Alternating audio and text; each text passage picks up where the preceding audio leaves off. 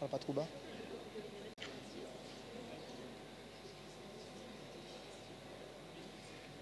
Voilà, chers téléspectateurs, nous sommes de nouveau en direct du Palais des Sports du Gosier pour cette dernière partie, la clôture donc de ce BIC à Jeunesse organisé par le collectif Jeunesse Guadeloupe. On le rappelle encore une fois.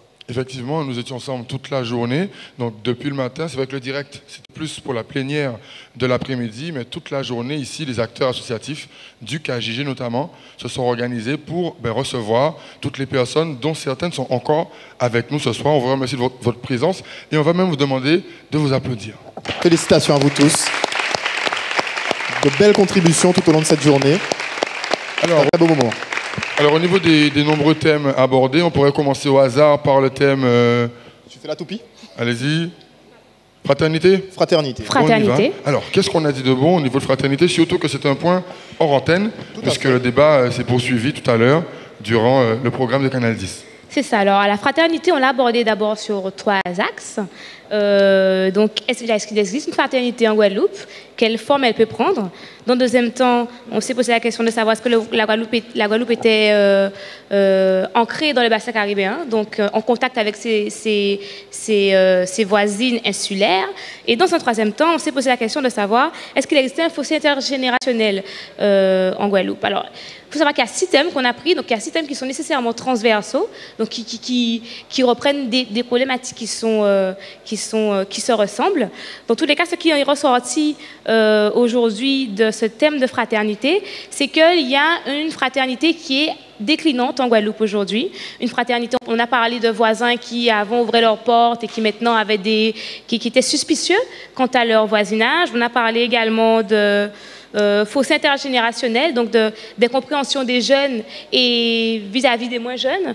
Mais on a aussi émis une piste de solution qui était de réactiver le lien intergénérationnel à travers des événements culturels, à travers des événements associatifs. Quant à l'ancrage de la Guadeloupe dans le bassin caribéen, on s'est rendu compte que d'abord dans les tables rondes, et c'est venu en filigrane ensuite dans le débat de cet après-midi qui était en live, que vous avez éventuellement pu suivre, que la Guadeloupe n'était pas ancrée totalement, politiquement, culturellement, économiquement dans le bassin caribéen. L'une des causes qui a pu être évoquée notamment le matin lors des tables rondes, c'est le fait que c'est peut-être le statut qui peut être un peu trop étriqué par rapport à son ancrage caribéen. C'est-à-dire que pour pouvoir communiquer, partager économiquement avec les îles voisines, il faut entamer tout un processus qui n'est pas nécessairement de tous les pouvoirs locaux, en fait, tout simplement. Donc le fait de pouvoir... alors, même si... Dans l'assemblée plénière, évidemment, on s'est rendu compte qu'il y a des auto-entrepreneurs qui savaient faire les choses, qui savaient organiser des entreprises pour pouvoir faire de l'économie caribéenne. Donc, comme dans tout ce que j'ai pu dire, il y a du bon et du mauvais. Voilà, en gros, rapidement, pour ce qui est de la problématique de la fraternité. D'accord, donc on rappelle la fraternité qui était un des 6 thèmes abordés aujourd'hui. Alors, on peut passer à un autre thème ou bien prendre rapidement un rôle d'une réaction du public sur ce thème de la fraternité, public qui est encore avec nous. Si jamais j'ai oublié quelque chose ou... Voilà, justement, pour compléter ou autre sur ce thème de la fraternité. On peut aussi passer au thème suivant, tout de suite, par exemple, le sport. On en a parlé aujourd'hui. Concernant l'animateur responsable de la partie sport, je crois que c'est aussi Jessie et Laurent. Qu'est-ce qu'on aura à dire, en quelques mots, sur ce qui a été vu aujourd'hui sur ce thème du sport? On avait des problématiques bien précises, comme est-ce que le sport peut devenir un métier professionnel en Guadeloupe. Donc on a débattu sur ce thème, on a eu des avis partagés, donc beaucoup d'avis partagés, mais sinon ça a été... On a vu aussi... est-ce qu'on a vu une problématique? Est-ce qu'on avait assez d'infrastructures tout près de chez nous, du style terrain sportif et tout? Donc on a eu beaucoup d'avis mitigés. On avait beaucoup de terrains sportifs, oui, mais pas dans les normes. Donc on a vu beaucoup... on a vu qu'il faut régler tout ça pour que les jeunes puissent enfin avoir des matchs. Tout à fait, voilà. Donc on a vu, voilà, comme il a dit, la professionnalisation du sport, toutes les infrastructures qu'on pourrait mettre en place à proximité pour qu'on puisse pouvoir profiter de ces dernières. Et bien sûr, est-ce que le sport en Guadeloupe peut être un atout économique et un vecteur d'insertion pour les jeunes? Donc ça a été vraiment le thème, la partie sur laquelle on a débattu le plus longtemps, qui a été la plus passionnée, comme on dit. Voilà. Et on a pu établir des constats avec un développement du sport en Guadeloupe qui est forcément possible, qui pourrait vraiment être envisageable, en évitant de laisser nos sportifs forcément fuir, entre guillemets, vers la métropole, pouvoir justement les former ici. Qu'on arrête en fait de penser que le sport c'est forcément un loisir, qu'on puisse penser vraiment s'engager en tant que professionnel ou bien en tant qu'un acteur en fait du sport en Guadeloupe. Ne pas centraliser, c'est vraiment des exemples de constat, hein, ne pas centraliser forcément la formation autour du CREPS, qui en même temps ne peut pas proposer toutes les activités sportives qui existent en Guadeloupe, et ce qui nous ramène forcément à l'équité au niveau de la visibilité de tous les sports en Guadeloupe.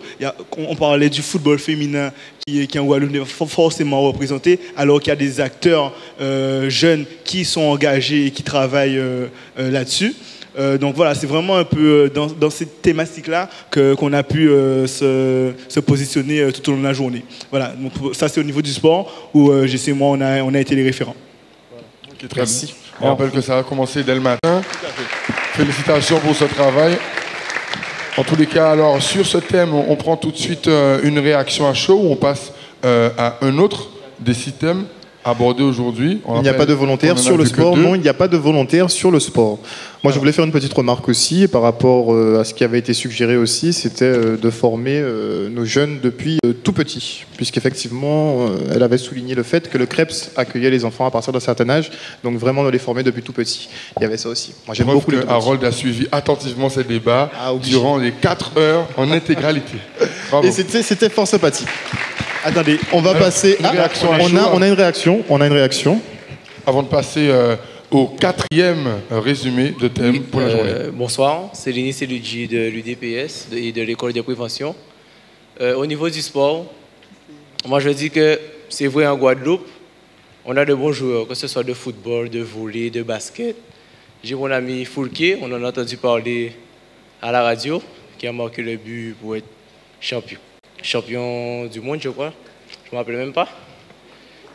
Bon, envoyer un big up quand même, parce que bon, c'est beau quand même, tu as blagué. J'ai le temps de faire le CREPS avec lui. Au CREPS, oui, il nous forme depuis tout. Bon, j'ai fait collège, école, football. J'ai fait toute mon enfance sur le football. Mais en Guadeloupe, il n'y a pas les fonds pour vraiment créer quelque chose. Dans tous les cas, on sera obligé d'aller en France. Pourquoi? Parce qu'on voudra jouer contre des gros clubs. J'ai joué contre Nantes, Paris Saint-Germain, tu vois, c'est des trucs de rêve. Mais en Guadeloupe, on n'aura pas les fonds pour aller attaquer ces beaux trucs-là, ça. Donc, on aura de bons joueurs, certes. Il y en a un qui va passer, qui va représenter la Guadeloupe, mais c'est sauf qu'il n'y aura pas un feedback. C'est-à-dire qu'il va monter, il va faire sa carrière, on va entendre parler de lui, mais est-ce qu'il va redescendre faire quelque chose en Guadeloupe? Non. C'est pour ça que je rejoins Jocelyn Gloma. Lui, il a fait. Il est monté, il a fait sa carrière et maintenant il est entraîneur à Monalo. C'est franchement un grand big up pour Jocelyn Gloma. Mais ce n'est pas tout le monde qui fait ça. Parce que là-bas, on va dire que la vie est belle. On a les sous, on a combien d'argent, on drive, on achète une petite voiture tranquille. Tout ce qu'on rêve, ça devient réalité. Mais après, on ne va jamais voir il faut revenir ici pour donner ça aux jeunes. Le retour des jeunes sportifs qui partent à l'étranger, mais on le voit, la tendance commence à s'inverser, avec par exemple Michael Gélabal qui a organisé ce fameux Champion Tour, avec toutes ces grandes pointures qui sortent des Antilles. Alors, dernière intervention avant de passer au résumé du 4e thème. On est toujours sur le sport et on écoute Ronnie. Donc, moi, c'est Ronnie. Je vais être à peu près d'accord avec ce qu'il a dit, sauf que pour le basket, on va dire qu'on a une autre politique. C'est-à-dire qu'on a beaucoup d'Antillais qui sont sur les États-Unis, qui partent en France et tout. mais qui nous rapportent quand même leur expérience à travers des camps, à travers ce que tu viens de dire. Par exemple, Michael Gelabel qui vient, qui a organisé un grand tour entre la Martinique, la Guyane et la Guadeloupe. Et bon, pour le basket, il faut savoir qu'on a des clubs formateurs quand même. Peut-être qu'on n'en parle pas assez, je ne sais pas, je ne vais pas lancer la pierre aux gens, mais ça existe. Il faut savoir qu'il y a plusieurs clubs qui forment des jeunes depuis tout petit. Et c'est pour ça qu'après, on se retrouve avec des jeunes qui s'en vont, qui ont l'expérience, on va dire, qui ont le début de niveau pour pouvoir poursuivre après. Et ça, moi, je remercie certains Guadeloupéens qui sont derrière, comme M. Harry Méfond, qui est là, qui entraîne beaucoup de joueurs, que ce soit basket, football ou bien athlétisme. Et grâce à lui et grâce à d'autres aussi, on a un certain niveau et on le ressent. Pourquoi? Parce que ce sont les gens de l'étranger qui viennent regarder, ils viennent chercher en Guadeloupe. Enfin là, je parle vraiment pour le basket, hein, mais ils viennent chercher en Guadeloupe, ils voient qu'il y a du niveau et tout, donc ils viennent, ils savent qu'il y a un camp, par exemple le camp de Mike Pietrus, bon ben je vais venir, je vais regarder, et à chaque camp, je sais qu'il y a 2, 3, 4 joueurs qui sont sélectionnés pour aller aux États-Unis, pour aller en France, dans des pays comme ça. Donc je pense que, encore pour le basket, on fait des choses. Je ne sais pas pour les autres sports, je préfère rester dans ma catégorie, mais je sais qu'on peut faire encore plus pour pouvoir développer ça, mais on a le niveau en Guadeloupe. On a le niveau en Guadeloupe, ce sera le mot de la fin. Nous faut. Ce sera le mot de la fin sur ce troisième thème. Malheureusement, on devra être plus synthétique concernant les résumés des 4 autres thèmes abordés aujourd'hui. Alors au hasard, on pourrait parler de quel autre thème? On va enchaîner sur l'éducation avec Kenny. Bon, en ce qui concerne l'éducation, je vais d'abord rebondir sur ce que disaient mes camarades. Déjà, dans un premier temps, les Guadeloupéens qui doivent quitter la Guadeloupe pour pouvoir mieux se former. Donc, pour généraliser, ça se passe aussi beaucoup dans les études supérieures. Beaucoup de Guadeloupéens quittent la Guadeloupe pour avoir accès aux meilleures formations et on se retrouve à avoir une élite guadeloupéenne, pas en Guadeloupe. Et la question s'est posée notamment ce matin lors des tables rondes, à savoir comment faire pour que ces Guadeloupéens-là rapportent à la Guadeloupe. Comment faire pour que tous ces Guadeloupéens qui partent puissent apporter quelque chose à la Guadeloupe. Et quelqu'un est intervenu cet après-midi et disait que effectivement, très souvent, il n'y a pas l'opportunité en Guadeloupe de pouvoir avoir tous les postes, de pouvoir gagner autant d'argent qu'ailleurs, mais au moins, est-ce qu'on va se dire, est-ce qu'on peut donner 5 années à la Guadeloupe, 10 années à la Guadeloupe, l'île qui nous a vu grandir, c'est là où on a commencé, c'est là où on a travaillé, c'est grâce à elle où on est arrivé là où elle est là. Donc au moins dans notre parcours, de donner au moins ces quelques années, même si après on continue, même si on a des meilleures opportunités ailleurs, au moins de se dire que voilà, on a travaillé pour la Guadeloupe. Et la question aussi s'est posée pour savoir ça. En dehors de ceux qui réussissent, de ceux qui partent, qui réussissent ailleurs ou même qui réussissent ici, et ceux qui restent, et ceux qui ne réussissent pas, et ceux qui échouent. Quelle politique pour eux, quelle Guadeloupe pour eux, quelle formation pour eux? On n'a pas pu dégager de solution vraiment ce matin pour ça, mais je pense que lors des autres BICA Jeunesse, on va en parler plus et essayer de développer la question. Pour les parents aussi, le fossé qu'il y a maintenant entre les parents et les enfants, bon, on regroupe vers la fraternité, de se dire que, bon, on parle de manque de respect, on parle de mésentente, de fossé, on ne se comprend plus. Donc, essayer de voir que chacun fasse un pas l'un vers l'autre, que les jeunes essayent d'aller vers les adultes, d'essayer de comprendre, puisqu'on a parlé d'autorité, de refus de l'autorité comme mode de transmission. Est-ce que la famille peut encore jouer ce rôle? Est-ce qu'elle doit renoncer, accepter de ne plus pouvoir s'imposer, s'expliquer plus? Quelle éducation? Est-ce que l'éducation est guadeloupéenne? Et puis, quelque chose qui est beaucoup revenu aussi, c'est l'encouragement des jeunes pour réussir. Pas pas essayer d'imposer au niveau de l'orientation, ne pas vouloir que son enfant fasse ce qu'on fait ou ce qu'on aurait voulu faire, l'encourager dans ses projets, de se dire voilà, tu veux faire telle chose, je t'accompagne. Je t'accompagne comme je peux, je t'encourage et comme on a pu dire aussi, ne pas essayer de dire oui, mais ça ne va pas marcher ou que voilà, on ne va pas acheter tes affaires, de ne pas entreprendre. Au contraire, de l'encourager, de le pousser vers l'excellence, de pousser au meilleur pour qu'on ait des Guadeloupéens qui puissent aujourd'hui réussir. Merci beaucoup pour cette restitution des travaux qui ont été réalisés ce matin dans l'atelier éducation et transmission. Et nous avons justement, on parle de fossé intergénérationnel, eh bien nous avons une intervention à ce sujet.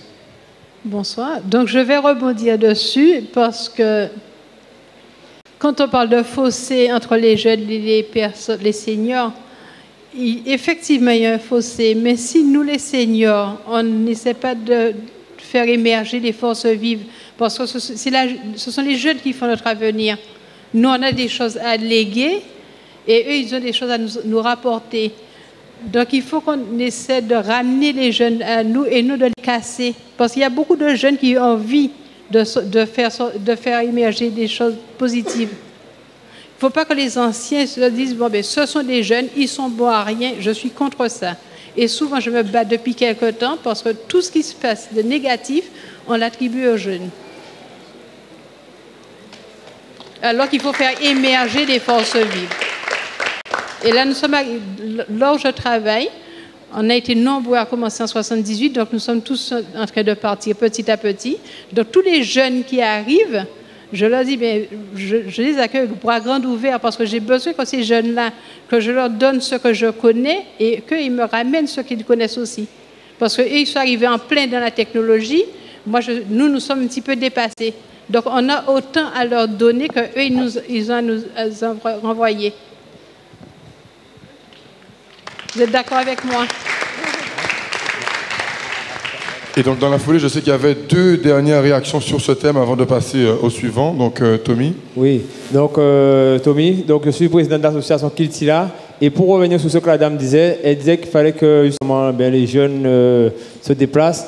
Parce que nous, c'est le travail qu'on fait en permanence. Parce que vu que on fait une collecte d'informations pour pouvoir le restituer. Parce qu'en fait, Kiltila, c'est justement la transmission. Parce que pendant un peu l'année, nous, justement, découper des transmissions à ça. Et donc, nous, travaillons, nous, c'est vraiment cette transmission-là. Et donc, pour rebondir sur ce que madame disait, eh bien, nous, quand ils voient justement, à travers les films que nous avons fait, ou même, justement, les actions, pour nous avons découvert des remèdes rasiers, eh bien, nous, quand ils voient les anciens, pour justement, nous, savoir-faire à eux, ces pieds-bois-là, même si ni le livre existait, même pas forcément qu'à reconnaître tout dans la nature.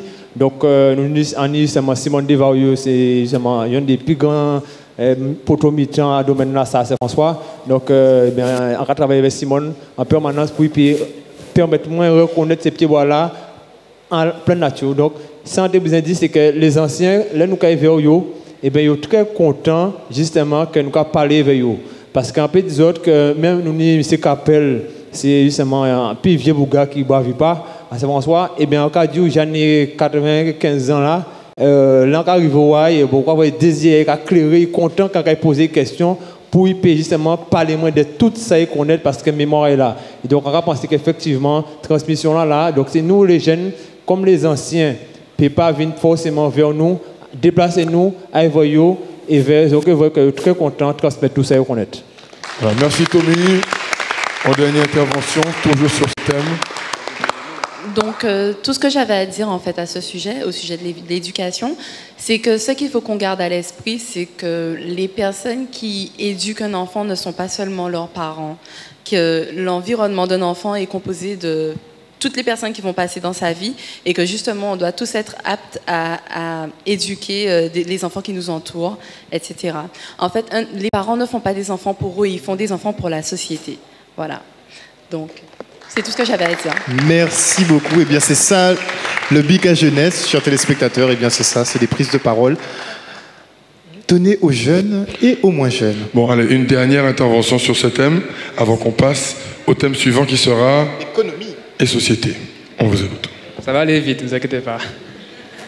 Donc, c'était juste pour ajouter en fait que lorsque les parents en fait ne s'entendent plus avec leurs enfants, donc il y a des gens qui sont spécialisés pour ça. C'est-à-dire qu'il faut pas avoir peur de demander de l'aide.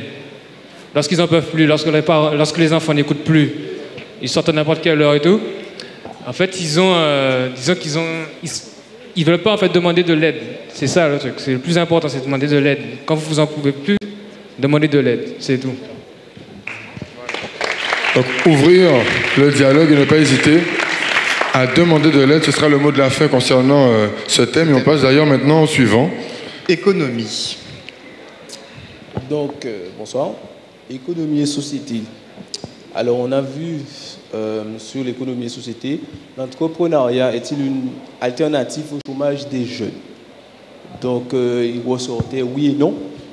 Donc, oui, parce que entreprendre, c'est créer un emploi. Et non, parce que ça ne s'adresse pas forcément à tous et que tous n'ont pas la possibilité de créer son propre emploi. Bien que l'entrepreneuriat aussi est vecteur d'emploi, créatrice d'emploi pour les salariés et tout. On a vu aussi le chômage. Donc, le chômage, quelles étaient les causes du chômage? Donc, encore le manque d'emploi. Et à travers ce chômage, l'assistanat. Donc, toutes les prestations sociales qui étaient dirigées vers une seule et même classe de la société. On a vu aussi l'économie souterraine. Donc, l'économie souterraine, la drogue et aussi le travail au noir. Donc, nous avons aussi parlé d'immigration. Donc, à travers l'immigration, donc, revenait aussi l'emploi, puisque beaucoup de gens venaient aussi sur nos territoires pour travailler. Et donc, on a vu aussi que des employeurs profitaient de cela.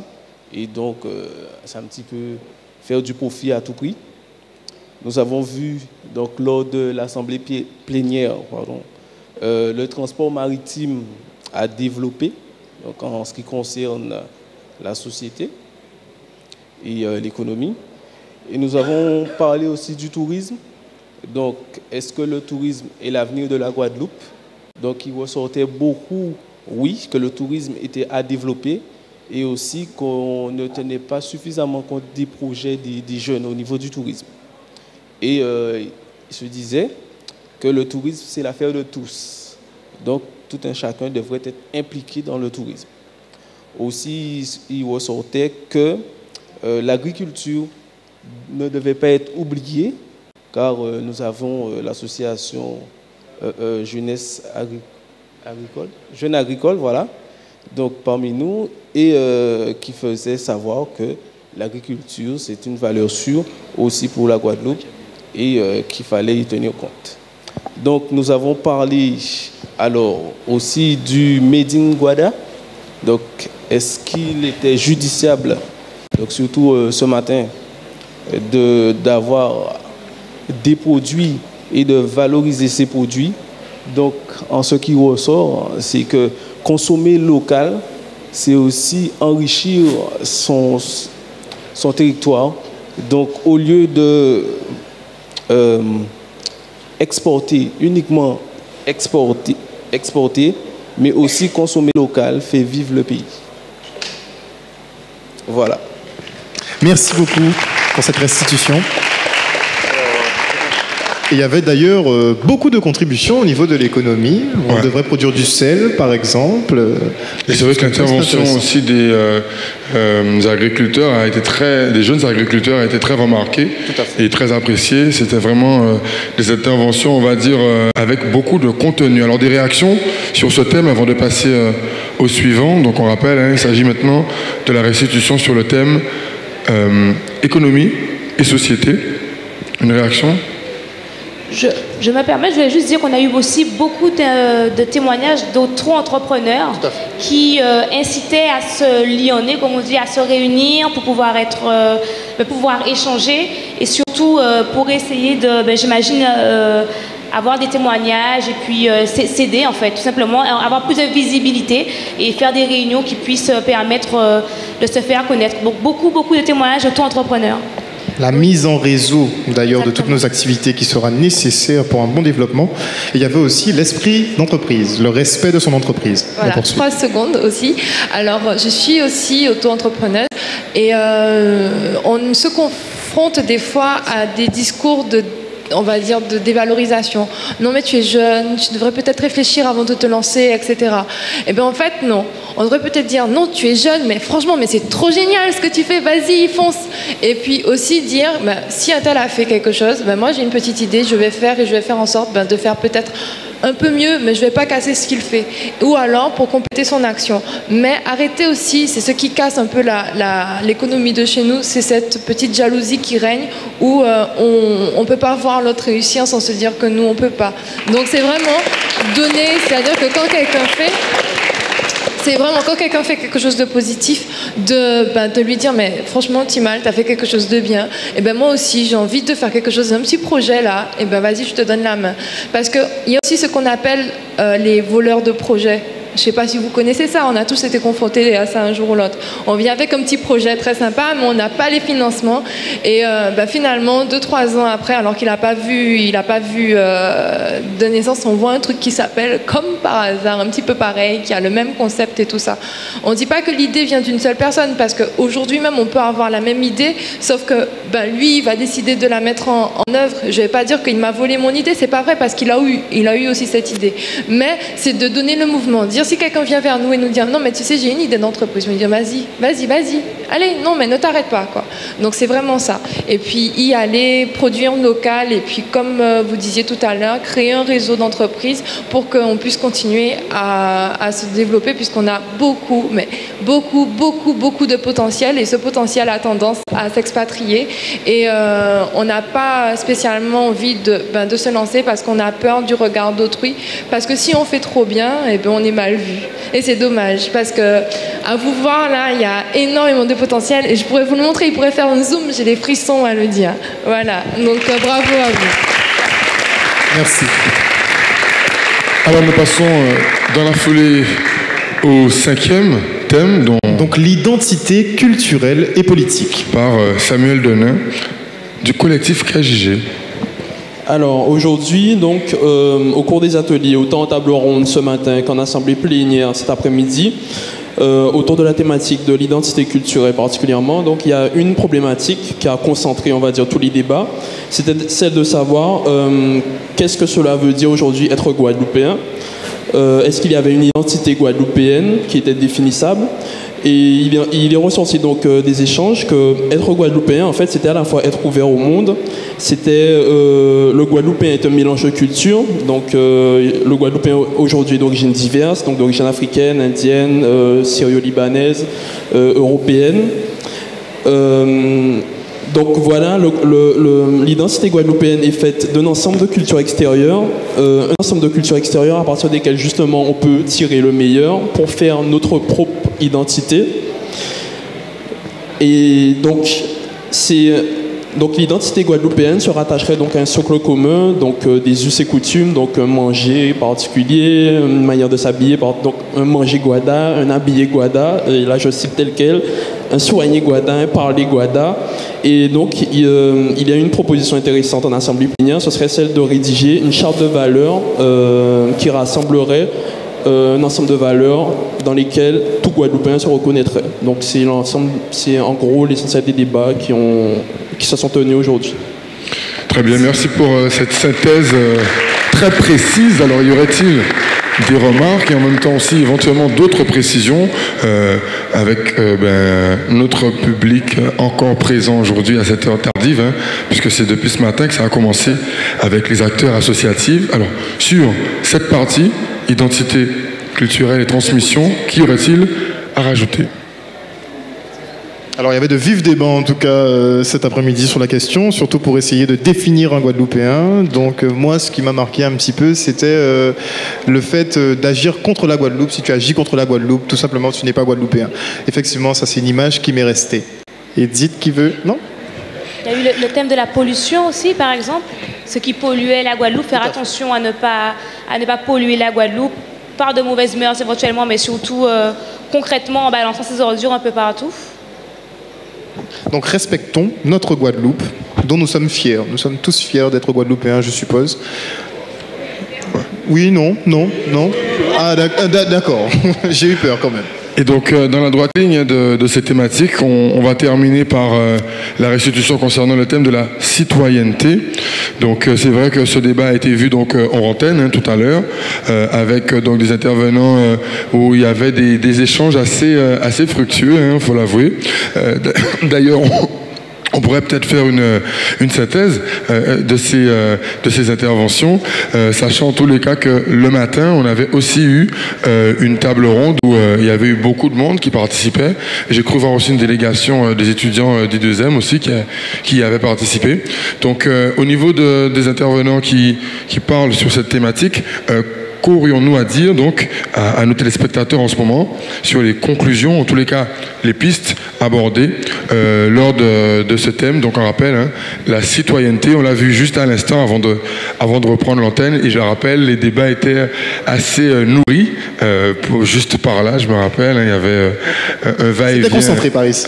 Très, très intéressant.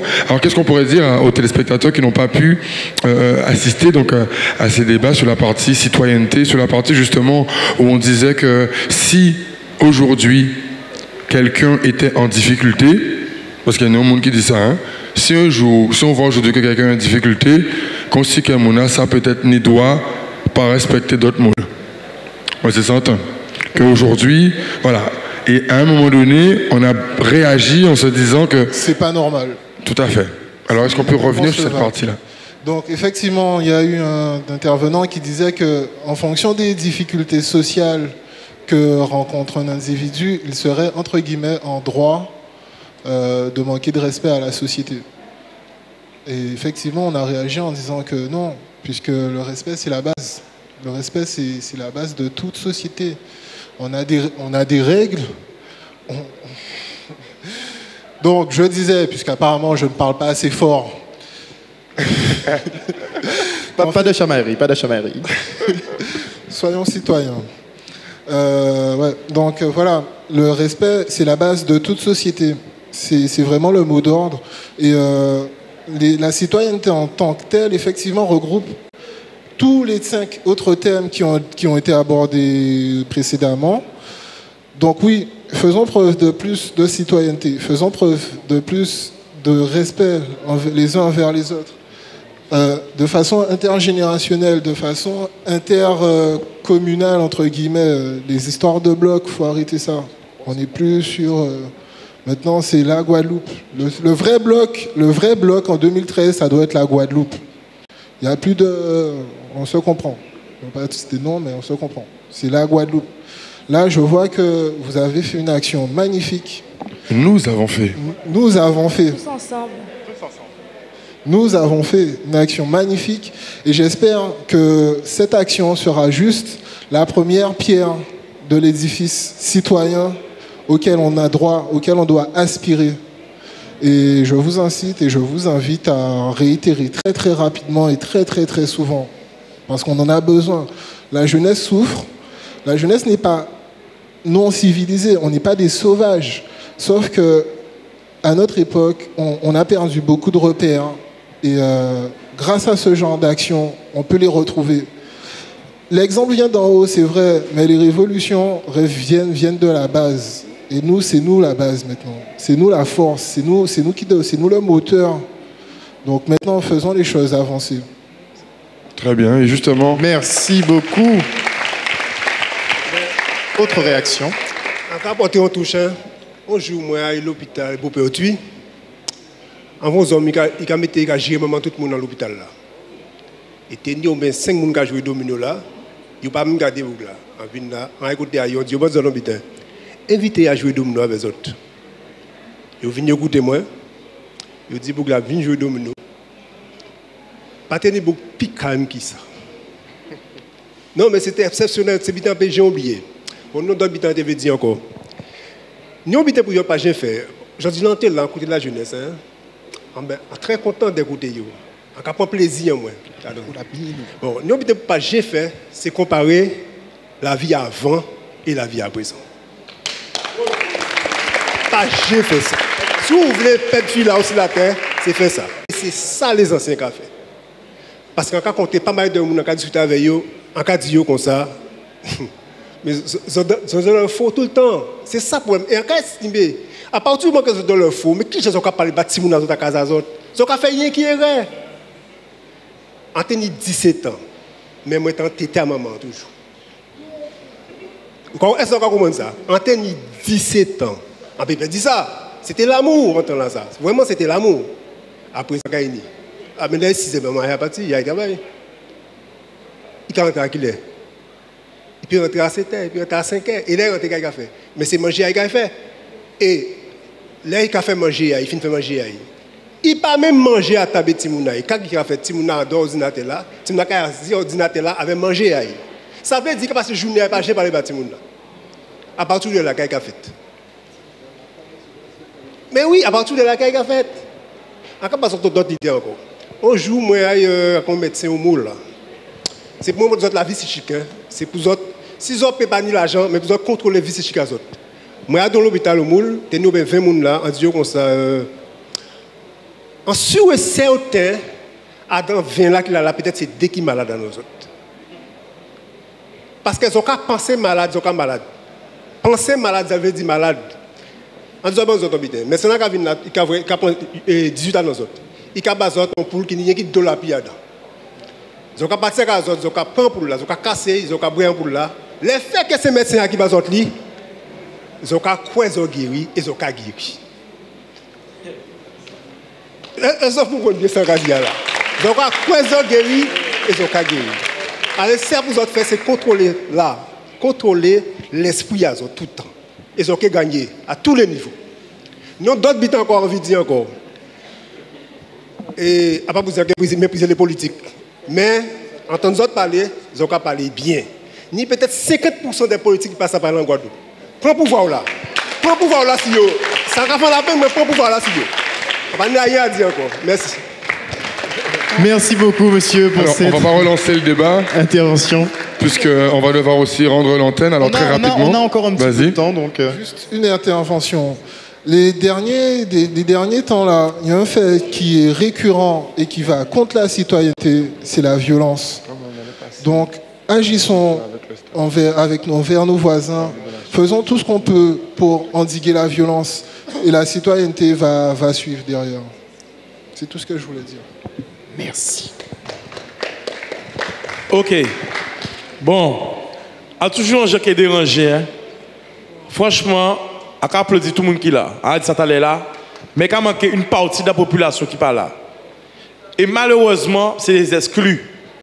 Parce que l'antigène, à 15 ans, sorti du système scolaire, trouvé en vie active, qu'est-ce qu'il a fait? Il dit que c'est vrai que la jeunesse a regroupé à bas des cités, à bas des ghettos. Mais ces bougas qui là, c'est souvent aussi des boucs qui dégoûtés par les anciens. Parce qu'il y a un lot patron, il n'y a pas de ça, là, Marais dit ça. Dans l'autre patron qui ne peut pas payer un jeune. Et bien là, un jeune a travaillé pendant tellement que ça faut bégayer. Là, on va un jeune, les patrons qui regardent moi, écoutez ça. Là, on va gâcher l'avenir d'un jeune. Parce qu'il vient travailler pendant 1 mois, 2 mois. Il faut y venir, faire cacher là. Il faut y manger. Il faut y acheter pour venir travailler ou pas payer. Quand jeune là, ça qu'a fait. Là, un jeune exclu du système scolaire. Et pas n'importe l'autre côté. Pour le monde pas bailler là, mais pour dire, mais viens avec moi. Qu'est-ce qu'il a fait? Là, il a volé pour les gens jeunes. Parce que moi, entendre madame a dit ça, mais ça arrive moins. Après tout, on va roucler là. Là, on va roucler. Parce que ça arrive, il a volé pour les gens moins. Là, on volé pour les gens jeunes. On volé avenir aïe. Ou gâcher avenir aïe. Qu'est-ce qu'il a fait? On aime dire la jeunesse. Mais nous, ni parents. Si parents, nous, pas fait travail là, qui j'en nous ravine? Tout le monde a dit les jeunes. Mais qu'est-ce qu'on fait? Là, maman, pas ni temps pour Timounaï.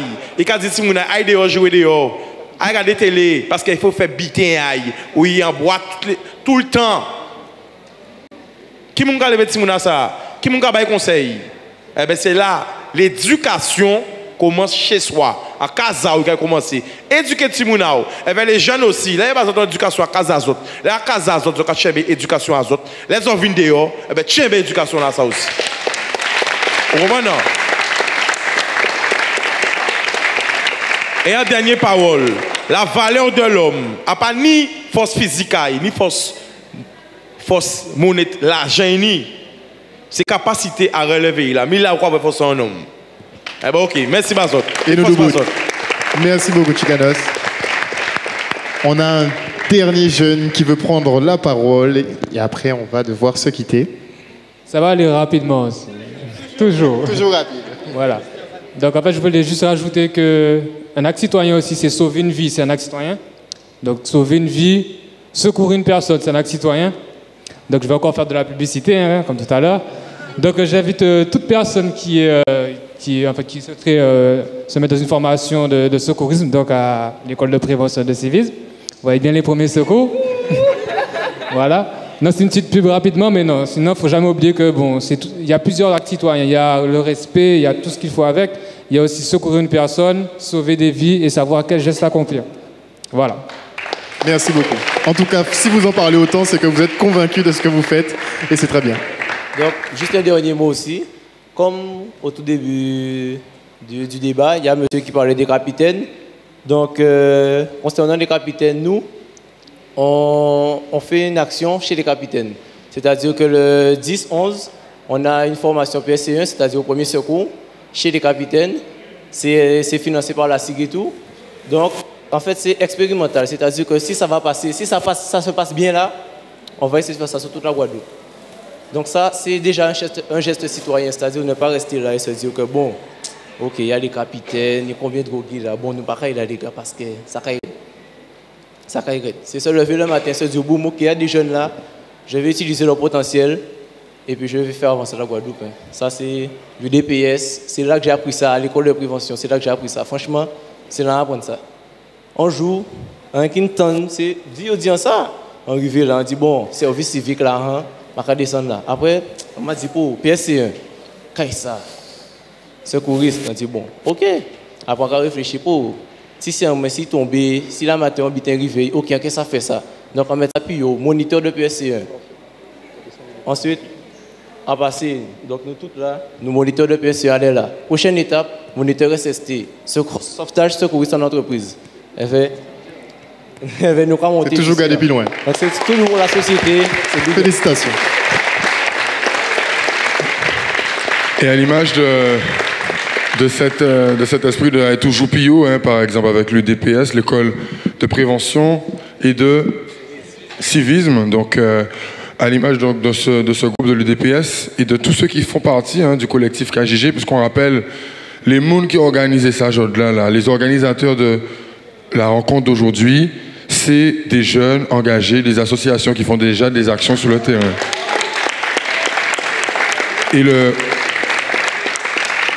Et cette dynamique-là du collectif Jeunesse Guadeloupe, donc on peut citer quelques associations. Il y a l'association AGEG, il y a l'association Endogénie, il y a l'association Clétila, le IAC sur Saint-François, CVP 118, City Pia, enfin bref, il y a aussi le Conseil régional des jeunes, Domestic Connection, enfin bref, nous le monde.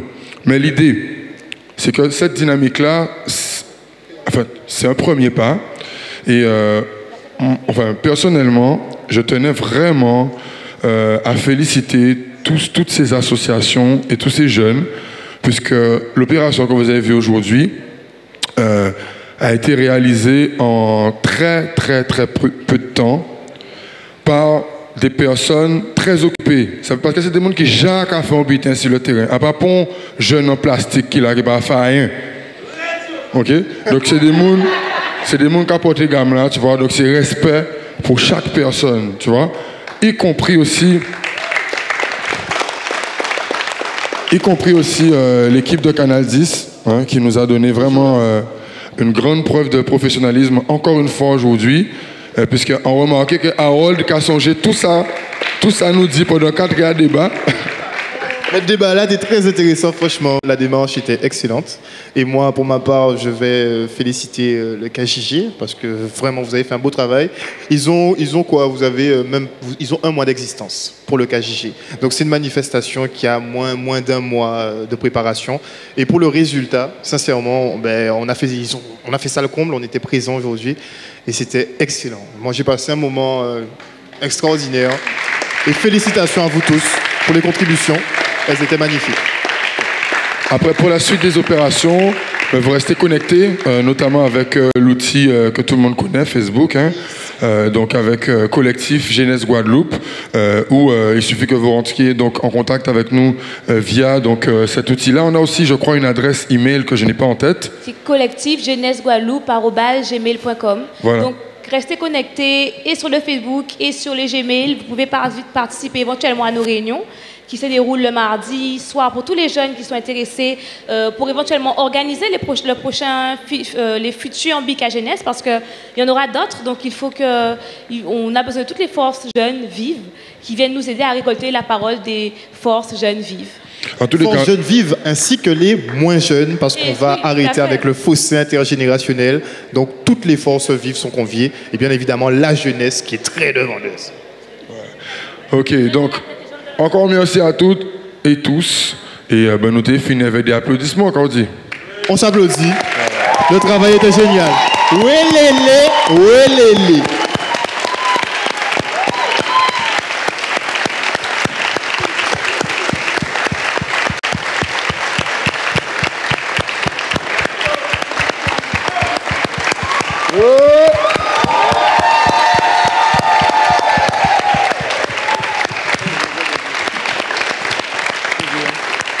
Je peux dire un dernier truc? Juste un dernier truc, hein? Parce que ça paraît petit, mais les gars, big up ça. Parce que faisons en réunion pour faire ces jeunes-là parler. Le plus souvent, c'est grand monde qui nous parler. C'est grand monde, c'est des enfants bien pour les jeunes. Franchement, les gars, big up. À part Zoto, c'est nous. Nous faisons bien pour les jeunes. Regardez combien ils viennent là. Oui. Ah ben ok. Ah ben là, c'est nous. Eh ben, big up à juger, les gars.